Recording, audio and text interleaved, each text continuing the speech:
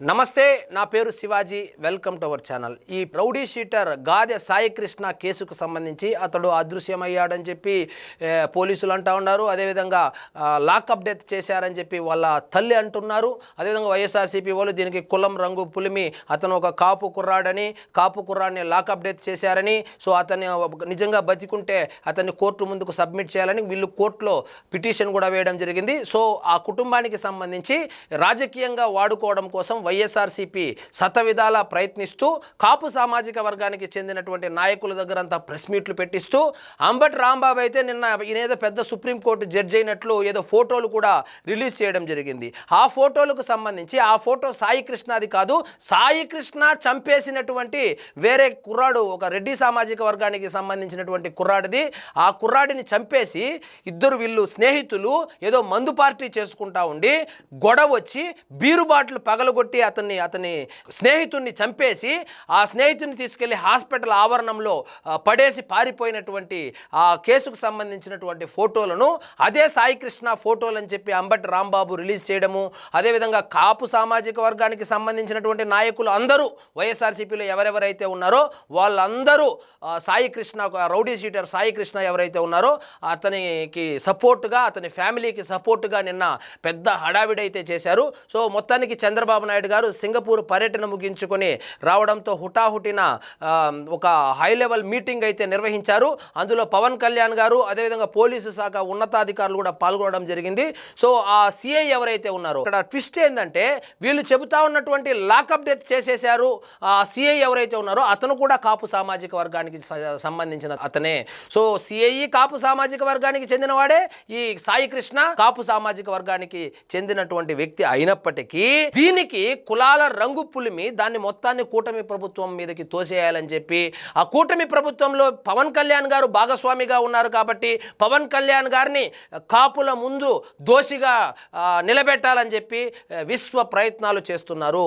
ఇది మొత్తం పసిగట్టినటువంటి చంద్రబాబు నాయుడు గారు నిన్న సమావేశం నిర్వహించి సో ఆ సిఐ ఎవరైతే ఉన్నారో ఆయన్ని విఆర్ ఎందుకు పంపించారు, సో ఈ కేసు యొక్క తీవ్రత దృష్ట్యా అతన్ని సస్పెండ్ చేయాలని చెప్పి ఆ సిఐ నాగరాజును అయితే సస్పెండ్ చేయడం జరిగింది. సో అదేవిధంగా వైఎస్ఆర్సీపీ కుల రాజకీయాలు చేసేటువంటి మూక ఏదైతే ఉందో వాళ్ళ పట్ల అప్రమత్తంగా ఉండాలని కూడా ఆయన స్పష్టం చేయడం జరిగింది. సో ఇప్పుడు సాయి కృష్ణ అదృశ్యమయ్యాడా, వాళ్ళ అమ్మ చెబుతా ఉన్నట్లు ఇంట్లో నుంచి తీసుకుని వచ్చి లాకప్లో కొడితే చనిపోయి లాకప్ డెత్ అయిందా, సరే లాకప్ డెత్ అయింటే డెడ్ బాడీ ఏమైంది, డెడ్ బాడీని వీళ్ళు ఆమె ఏం చెప్తాంది తీసుకెళ్ళి కాల్చేసి, అంబటి రాంబాబు అయితే కనుక అక్కడే ఉండి చూసినట్లు, అక్కడ కొడతా ఉంటే ఈయన చూసినట్లు, కొడతా ఉంటే చూసి చనిపోయినట్లు, చనిపోయిన తర్వాత శవాన్ని టూ వీలర్లో తీసుకొని వెళ్తా ఉన్నది కూడా ఈయన దగ్గరుండి చూసినట్లు, ఆ శవాన్ని తీసుకెళ్ళి అక్కడ శ్మశానంలో ఎక్కడ కాలుస్తూ ఉంటే ఈయన ఫోన్లో బంధించినట్లు మొత్తం చూసినట్లే చెబుతా ఉన్నాడు.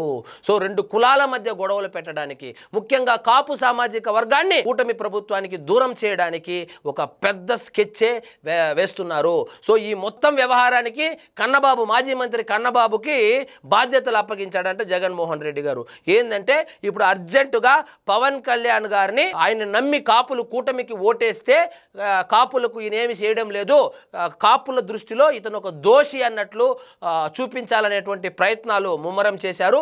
సో పెద్ద ఎత్తున నిరసనలు తెలియజేయబోతారంట. ఎవరి కోసం అనుకున్నారు, ఒక స్నేహితుణ్ణి బీరు బాటలతో పొడిచి చంపేసి ఆ డెడ్ బాడీని తీసుకెళ్లి హాస్పిటల్ ఆవరణంలో పడేసి పారిపోయి మళ్ళా అరెస్ట్ అయ్యి జైల్లోకి వచ్చి జైల్లో ఉండి బెయిల్ మీద బయట వచ్చినటువంటి ఒక వ్యక్తి గంజాయి కేసులు, హత్య కేసులు, అత్యాచారం కేసులు, ఇంకొక ట్విస్ట్ ఏంటంటే ఇతని మీద పోక్సో యాక్ట్ కూడా ఉందంట. పోక్సో యాక్ట్లో కూడా నిందితుడుగా ఉన్నటువంటి ఒక వ్యక్తిని వైఎస్ఆర్సీపీ వాళ్ళు వెనకేసుకొస్తున్నారు. సరే ఎన్ని తప్పులు చేసినా, నేరాలు ఘోరాలు చేసినా అది కోర్టు పరిధిలో ఉంటుంది కాబట్టి అది కోర్టుకు సంబంధించినటువంటి న్యాయపరమైనటువంటి చర్యలు తీసుకోవాలి. కానీ ఈ విధంగా లాకప్ డెత్ చేశారని ఎవరు చెప్తా ఉన్నారంటే వైఎస్ఆర్సీపీ వాళ్ళు చెప్తా ఉన్నారు.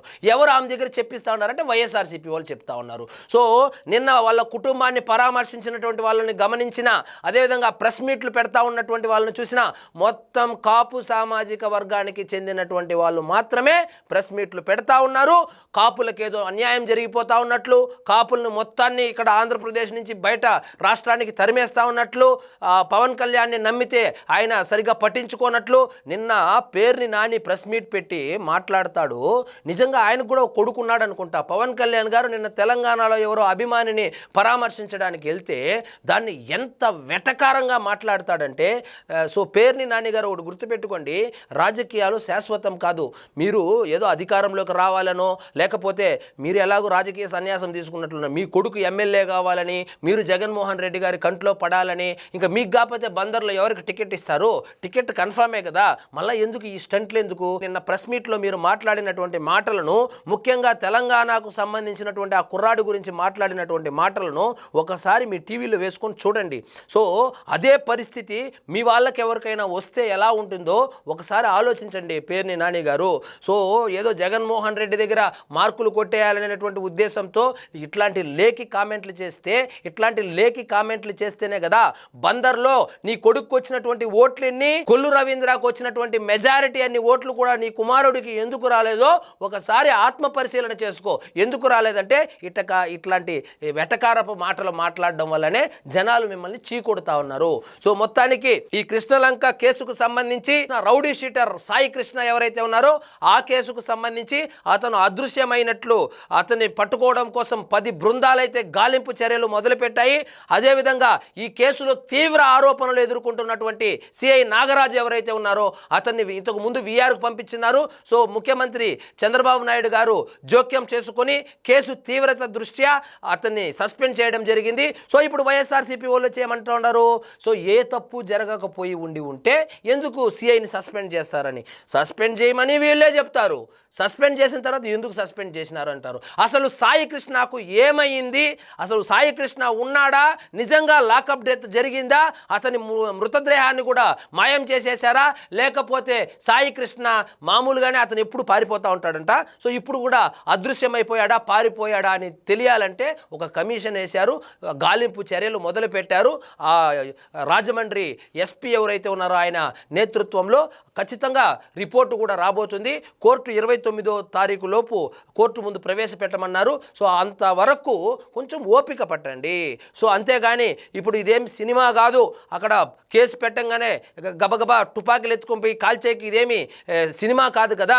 కొంచెం టైం ఇస్తే అసలు సాయి కృష్ణకి ఏమైంది, అదృశ్యమయ్యాడా లేకపోతే మీరు చెప్పినట్లు సిఐ నాగరాజు ఎవరైతే ఉన్నారో అతన్ని లాకప్ డెత్ చేశాడా అనే విషయం తెలియాలంటే కొంచెం ఓపిక పట్టాలి. ఈ లోపే కులాల మధ్య గొడవలు పెట్టేసి కాపులకు కూటమి ప్రభుత్వానికి మధ్య గొడవలు, అసలు ఏ కాలంలో ఉన్నారో నాకు అర్థం కాలేదు. మీరు ఎంత రెచ్చగొట్టినా ఇప్పుడు 2 కులాల మధ్య గొడవలు కాదు, 2 వ్యక్తులు కూడా గొడవ పడేటువంటి పరిస్థితి లేదు.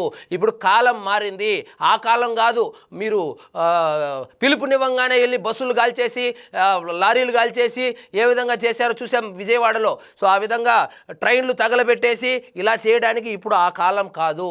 జనాలు విజ్ఞతతో ఉన్నారు, జనాలు ఓపిక ఎక్కువైంది, జనాలకు తెలుసు ఎప్పుడు ఎలా స్పందించాలో జనాలు చాలా విజ్ఞతతో ఆలోచిస్తూ ఉన్నారు. కాబట్టి మీరు ఈ కులాల మధ్య గొడవ పెట్టాలనేటువంటి మీ యొక్క నిరంతర ప్రక్రియ ఏదైతే ఉందో, ఒక గోరీ మహమ్మద్ గజనీ మహమ్మద్ లాగా ఏ విధంగా ట్రై చేస్తున్నారో అవన్నీ ఎప్పట్లాగే మళ్ళా కూడా ఫెయిల్ అయిపోతుంది. సో ఇదండి ఈరోజు మన టాపిక్. మీకు ఈ వీడియో నచ్చినట్లయితే లైక్ చేయండి, షేర్ చేయండి, ఛానల్ మాత్రం సబ్స్క్రైబ్ చేసుకోవడం మర్చిపోవద్దు.